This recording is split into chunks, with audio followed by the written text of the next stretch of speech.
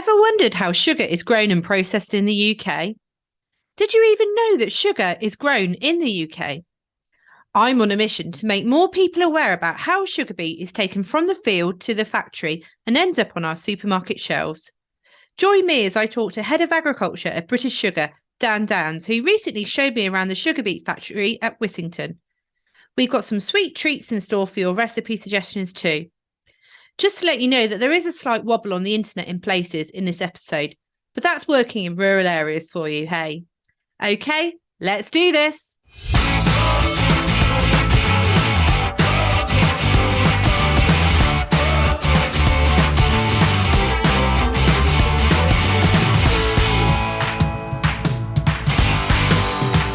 Hello, welcome to the Countryside Kitchen Meets, a food and farming podcast. I'm Milly Fyfe, your host. I'm a mum of two, farmer's wife, food producer, and passionate about flying the flag for British food and farming. Today we'll be chatting to Dan Downs, Head of Agriculture for British Sugar at Wissington. Then I've got a few time-saving hacks when it comes to mealtime preparation and some recipes to share, meaning you can juggle family life with the children and cook a tasty, nutritious meal too. Okay, let's introduce you to my guest. A few weeks ago, I was fortunate to have a tour around the sugar beet factory at Wissington, and I was intrigued to find out how the humble sugar beet grown in the field is processed and turned into the bags of sugar we find on the supermarket shelves. It surprises me so much that people are not aware that sugar is grown and produced in this country. And I wanted to work on a podcast episode detailing the sugar journey, as well as all the byproducts that are made too. Dan Downs, Head of Agriculture at British Sugar, kindly took time out of his busy schedule to show me around the whole process of sugar beet arriving at the factory site and how it is transformed. I got a real inside the factory experience, so move over, Greg Wallace. Dan has worked for British Sugar for over 23 years and has a wealth of knowledge on the subject, which I'm hoping we can explore on this podcast episode today. So without further ado, let's talk to Dan Downs. Hello. Hello, Milly. How are you? Fine, thank you, Milly. No, it's been good. It was good to show you around the other day. Oh, it was fantastic. I'm so, thank you for taking the time because, it was a good 3 or 4 hours out of your day. And I'm sure you probably have lots of other pressing needs on your time, but it was really fascinating.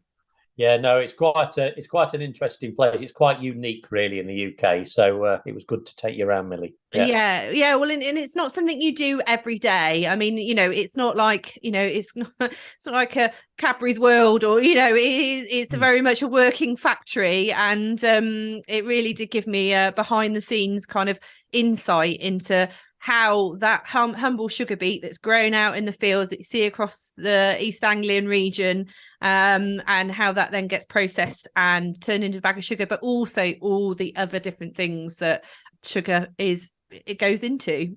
How did you become, you've been involved with British Sugar for a long time now. So what's your backstory? How did you get involved? Yeah, so well, I worked on a farm as a student many, many years ago, back in the 1980s. And joined British Sugar in 1989. And actually, I got involved originally by working on a farm in Norfolk with a guy who ran a sugar beet harvester. And he was a contractor for about 3 or 4 fairly large farms in Norfolk.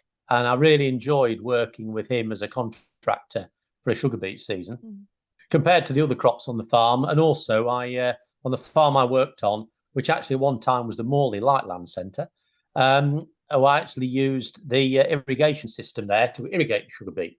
And that gave me another interest. Then went to Writtle Agricultural College, when it was an agricultural college. And I did my thesis on irrigation yield benefits in sugar beet. So I've had this bit of a trend running through my academic years. And back in 1989, a gentleman from British Sugar turned up at the college on a day when students were up to their usual antics, and I turned up to my interview in a pair of ripped jeans and an old T-shirt for a first interview, and I must have impressed him, as they then gave me a second interview, which was much more plush surroundings at the George at Stanford. Those people who know it, and I successfully got a place on the graduate scheme, and so I started out in my early years as a fieldman, as we were then known, going out and dealing with the farmers. And I really enjoyed dealing with the farmer contact and the individuals and the characters. The trouble was, I was looking after an area in mid Lincolnshire. Most of the farmers were somehow related. So you had to be really careful what you said. And agriculture is a small world, and it's so true today. It's amazing who crops up in different arenas. So I enjoyed doing that, and then I progressed in my career through British Sugar. I went then up working at Bardney, and then went to York, looking after the intake of the sugar beet into York factory, and was there when York actually closed. And then since then, I've worked at all the factories in East Anglia. I currently look after, I'm a head of operations for agriculture now, and so I look after all 4 sites. But it's really interesting that every season is different. And I think that's one of the real key things about farming and agriculture is one is you meet lots of really, really good people. And secondly is every year, because we rely so much on the weather, that we can every year brings its separate challenges. And that's what I enjoy now. And so now I'm responsible for the beet purchase of the sugar beet crop across nationally, its yield estimation, and also for the tear house operation where we analyse the samples for sugar content and impurities. So I've really enjoyed my time in British Sugar, and that's where it started. That's fantastic. And just tell me, you're processing a lot of sugar beet each year. In terms of tonnage, what's going through and how much output do you get from that? So on we went and had a look around Wissington. So I'll talk a bit more about Wissington. But as a national business, we actually process around about 46 to 50,000 tons of sugar beet per day. It's a big logistical operation, and the sugar content is on average is around about 17 to 17.5% sugar. This year is pretty typical of that, and so I can't work out the maths off the top of my head, but if you work out about 17.5% of 46,000 tons, that's roughly how much sugar we produce per day.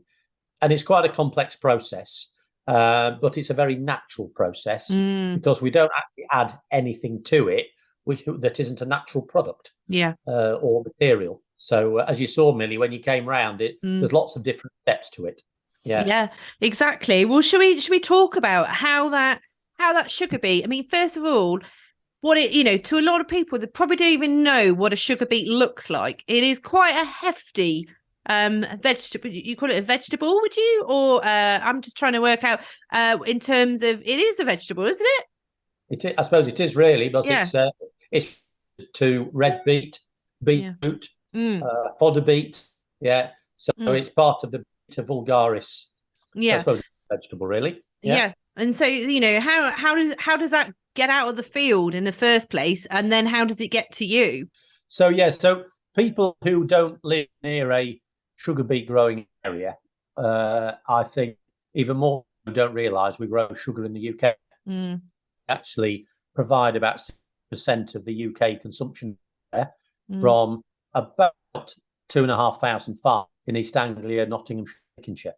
That sugar beet is planted very small seed in March and April, and then through the growing season up to be a sugar beet which is on average about 1 kilogram in weight, so about 2 pounds in weight, and it looks like a very large parsnip, really, very similar colour, and from a hectare of land, sort of equivalent to a football field, that we will get on that around about 11 to 12 tons of sugar from the size of a football field, and at 100,000 plants in that hectare area. And the harvest go and harvest the crop, fairly specialist machinery.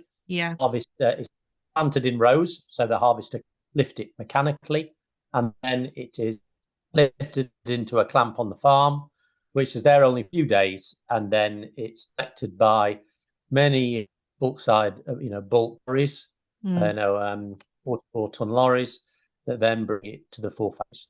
And then, I mean, I saw them all queuing up. I mean, campaign season for actually harvesting, lifting the beet is between September and March. And so obviously autumn, winter time, it's been lifted and being brought in by road to you.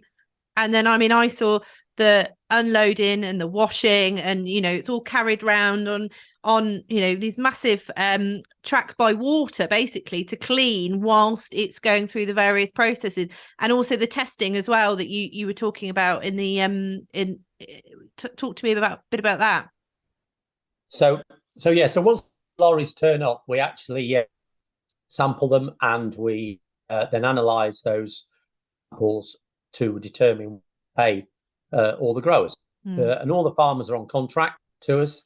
It's not that somebody can just decide to deliver to us, and that's because of safety. All the fields are registered for sheep, and they have to have very strict rules of crop assurance.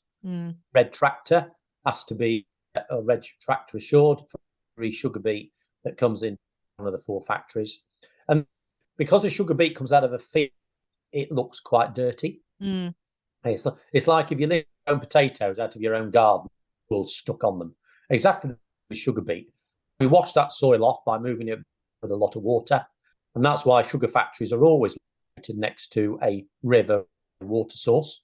And then that beet, as it's cleaned up, some very interesting things delivered sugar beet at times, because stuff comes out of field and bits of machinery and stones, and we have to separate all that material out, and it goes into the factory for processing. Now, with sugar beet being about in weight, put that into a for extracting the sugar wouldn't work very well. Okay, I'm going to use an analogy for how we sugar out. Is if you think of microchips, we slice the beet up with big industrial slicing, which are like big cheese graters. Slice the beet up long, thin strips. There, as you run your fingers around them, diamond shaped. That gives you maximum surface area to diffuse the sugar out. So think of yourself at home when you've got a cup of tea. You put a spoonful of sugar in with tea, and you take your spoon, you stir it round, and you stir it around to dissolve the sugar out from sugar into the water. That's exactly how we extract the sugar from the batter. We put all the slices of beet into a big vessel diffuser, which is a long horizontal one. And we add hot water to it, a bit like you with your teacup, and we put the slices of beet around. At one end, you remove by dissolving sugar into the water, and the other end of the drum, you end up with a fibrous material that goes on to be animal feed.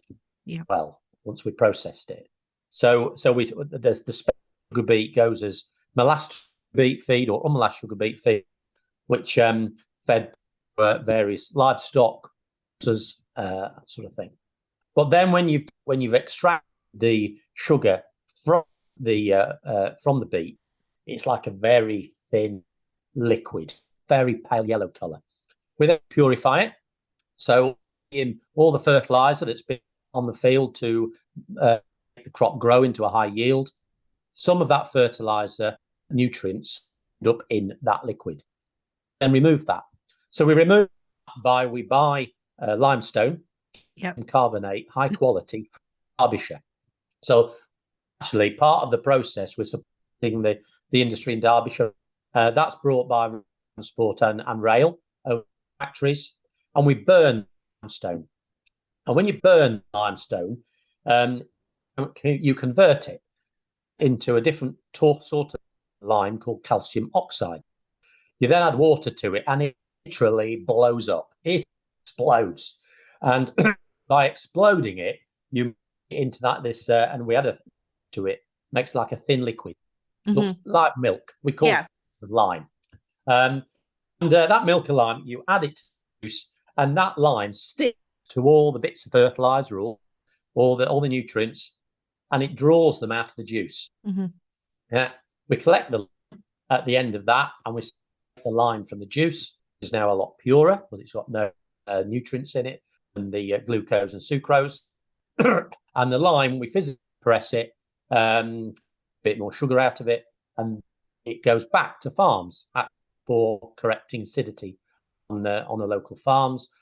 So goes to the mushroom industry as well for growing media for mushroom. So connected to quite a few other agricultural industries, Milly, as we through the process. Yeah, absolutely. And what astonished me as well is what I didn't realise how sustainable a crop is in terms of, obviously, I thought, oh, I'm going to learn about, the bags of sugar that we buy in the supermarket.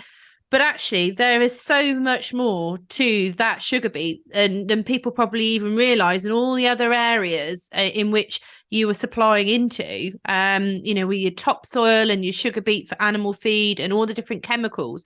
I mean, it really is a hero crop, really, isn't it, in terms of all the different things that it is producing? Yeah, so people just think about sugar or sugar beet, sugar, as you say. And it's good to let people understand that we do produce sugar in the UK. Most people think it's grown in the Caribbean around the world. Here it's a big industry here in the UK. But what we also do is the soil that's come in with the sugar beet, because it's good agricultural soil, we separate it, we dry it, and we make that into a topsoil product. And we're the supplier of topsoil into the UK market. That's on the back of sugar. We provide lime process back to agriculture, mushroom industry, as I mentioned. We reprocess the stones. Also, we wash the stones and reuse stones. Nothing is actually wasted. And once further down the process, like I've talked through the process up to getting it into a fair thick juice. Looks a bit like golden syrup at this point. And then you crystallize it. So it's a bit like making now.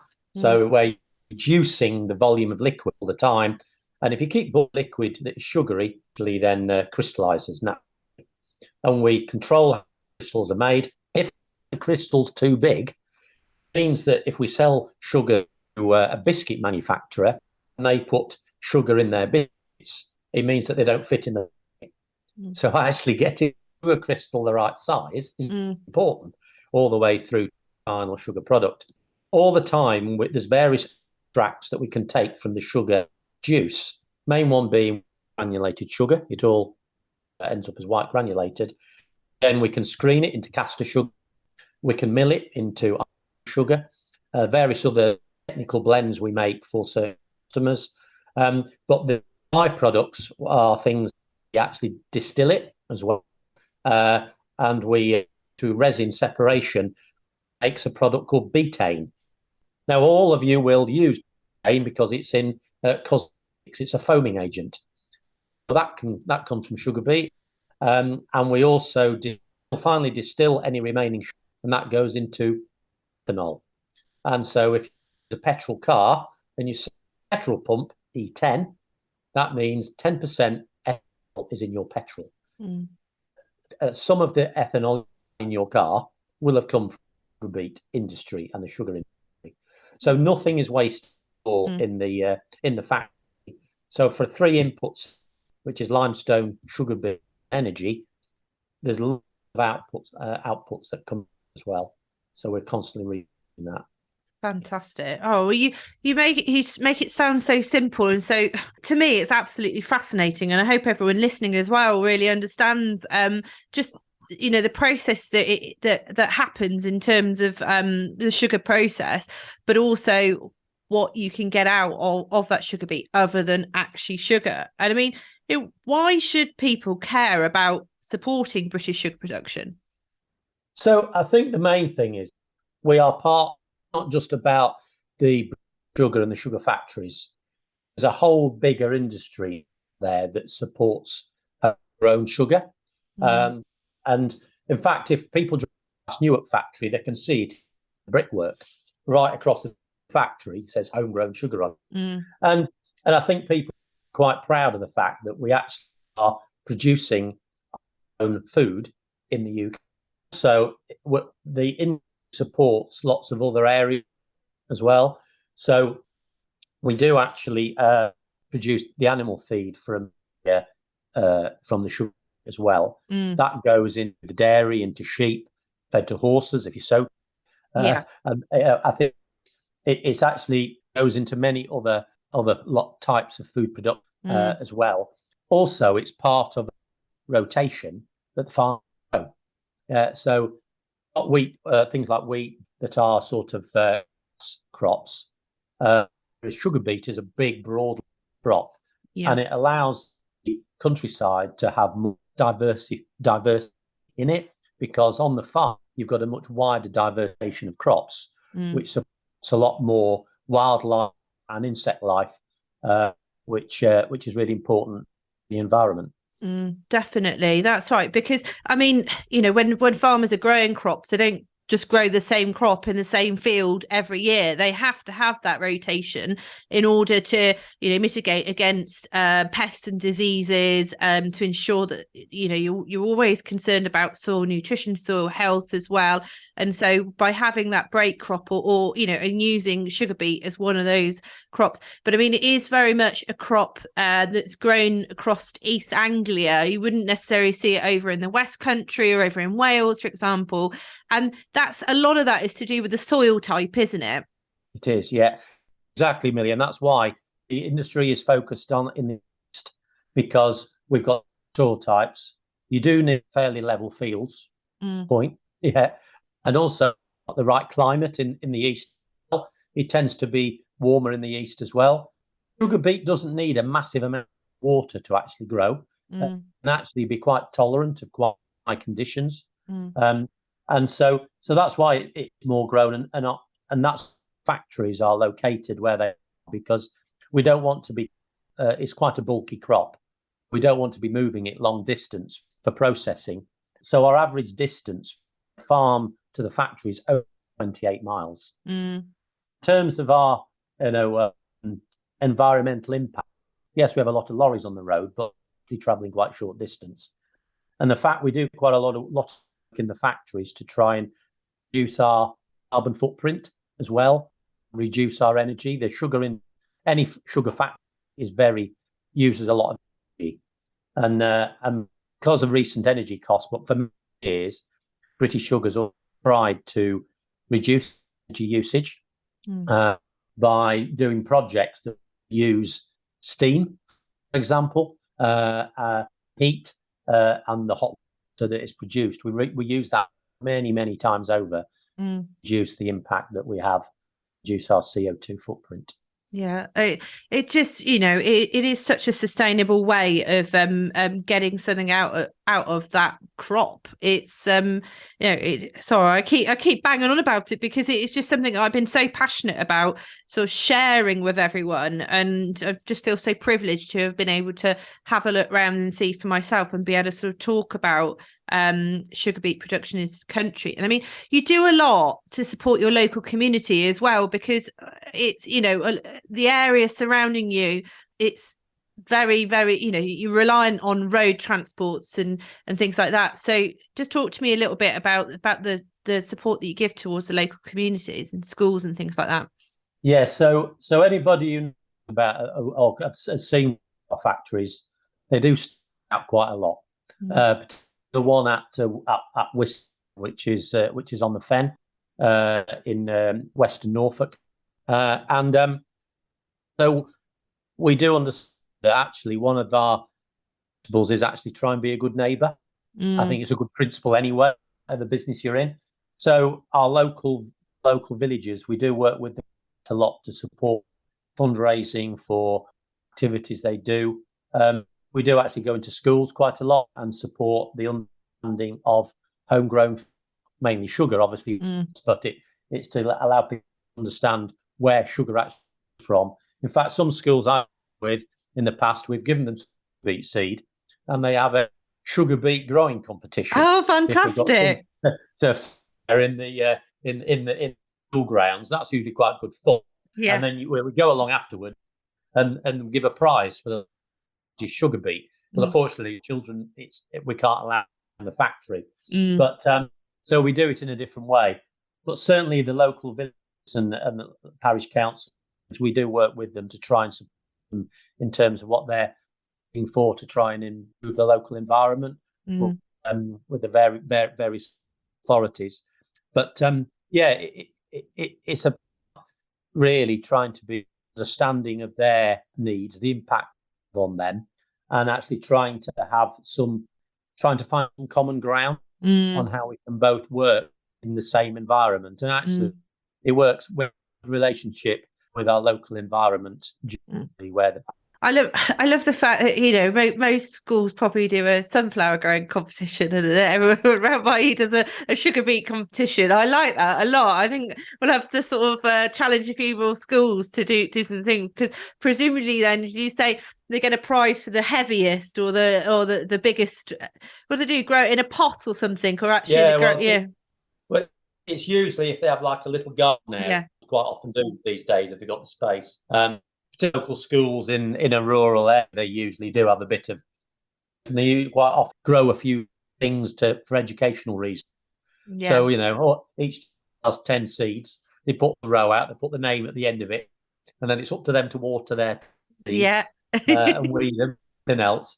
And then what we do at the end is we work out from the total volume of sugar beet that they've got, how much sugar they would produce from that, and then do a thing of how many, the standard silver spoon bag of sugar, the 1 kilo bag. We then give them enough bags they've grown from their plot. So fantastic. Brilliant. It follows it all the way through. It's quite active, actually. And you've done a little bit on TV with CBeebies, haven't you? Something very similar. You had made your TV debut. Doing your homework.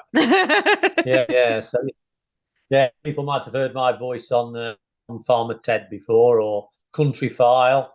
Your comment about Greg's, he's been around the factory, is inside the factory. It was and you've had I was going to say I was speaking to Charlotte Smith, talking to Charlotte Smith from Country File the other day, and she was saying it's really fascinating coming round, and I was like, it really is. So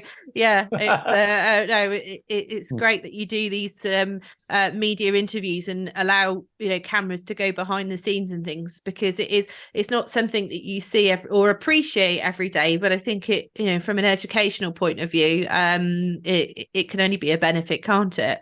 Like it really, the sugar industry is quite unique. Like I've enjoyed being in it because it's quite different to any other, and it's and because of that, the agronomy behind the scenes and the advances have been made in sugar beet. My time of 30 plus years have been quite dramatic.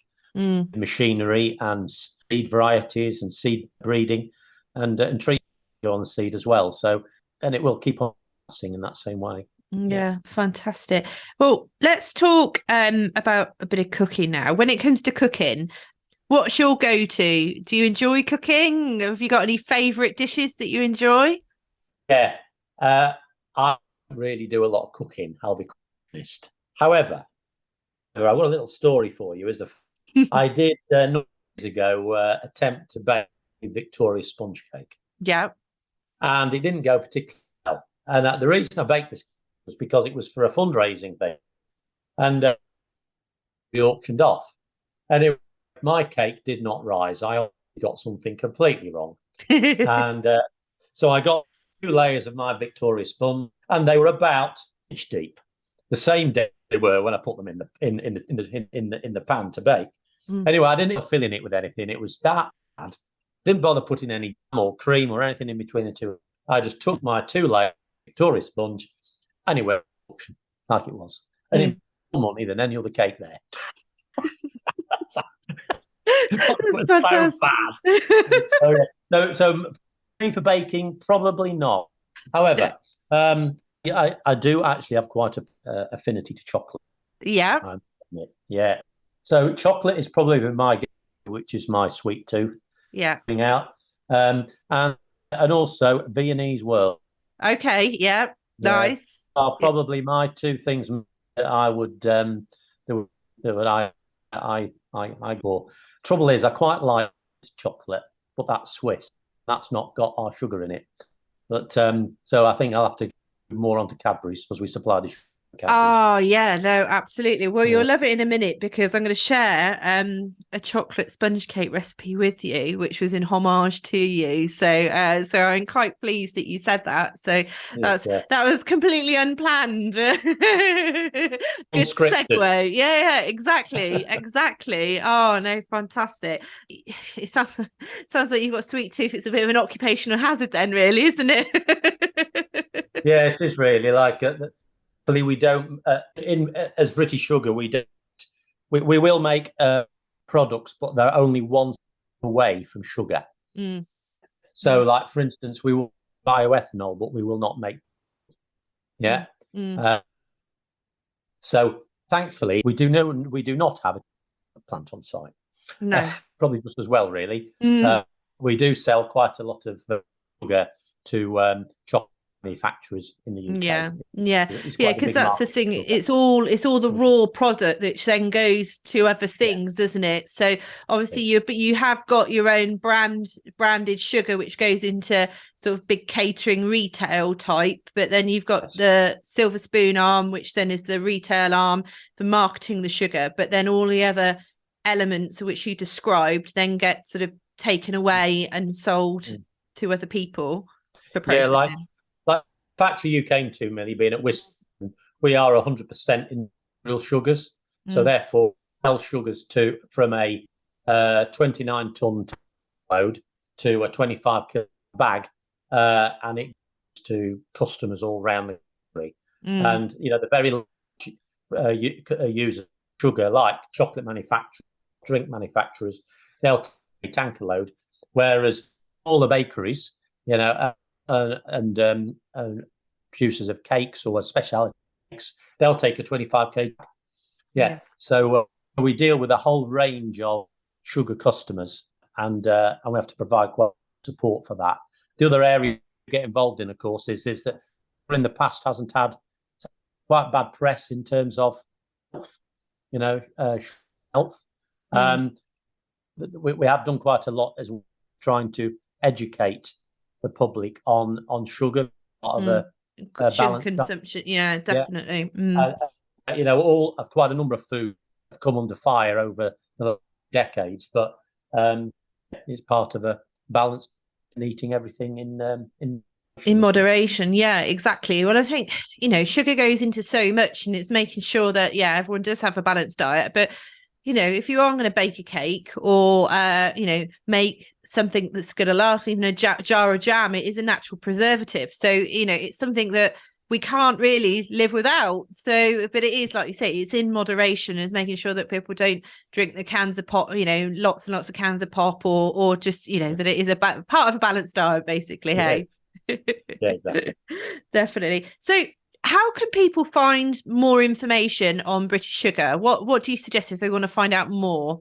Yeah, so in terms of first of all about British Sugar and the company and what we do, there's quite a lot of information on the Sugar website. So if any types British Sugar into the internet, it'll come up with the British Sugar website, and it's quite a lot of information about factories. It gives information or support in terms of customers, but also there's a section on there about sugar and about giving people the facts about sugar and the balanced diet we've just been talking about. But also regarding schools, just going back to that one, there is a link on there. We produce school packs. They're quite simple, what they are. They're like a chart that can be put up on the wall. And quite a lot of farmers actually have been using them by going into schools. The National Farmers use quite a bit of that as well. The chart is like a white, clean chart that you can use in schools as an education tool as well. So there's access to all that sort of thing on the website. There's actually there's a research and development as well, which is the Beet Research Organisation, and they support the growing of the sugar beet with farmers, and have an information source well for the work they do on researching. Oh, fantastic. Yeah, well, I saw that when I came to see you as well. You've got the research side of things at Wissington. And Yeah. again, that's a big part of, obviously looking at the yields and development of the varieties of sugar beet as well. You never stand still. And obviously, as climate change and all the other factors, weather and, whatever can throw at us, you're always sort of a step ahead, really, in terms of ensuring that you'll have a harvest for the future. Now it's time. I've got some time-saving hacks for you to try at home. A friend recently told me about how to make a beef casserole rich and flavoursome. And do you know what she does? She throws in a can of oxtail soup into the mixture. You've got to have a go. Get some British beef, braised steak or a stew mix from the butcher or supermarket. Chop up some vegetables. I normally use like a carrot, some onion, a potato, and then a can of chopped tomato and a stock cube. Add your can of oxtail soup and leave for 4 to 6 hours in a slow cooker or a warm oven. And then when you get home, you have a tasty beef stew that you can eat either on its own or you can serve it with rice, pasta, or a jacket potato. It's a real winter warmer and uses many British ingredients, and it's a real cheap and quick meal too. In season right now, sugar.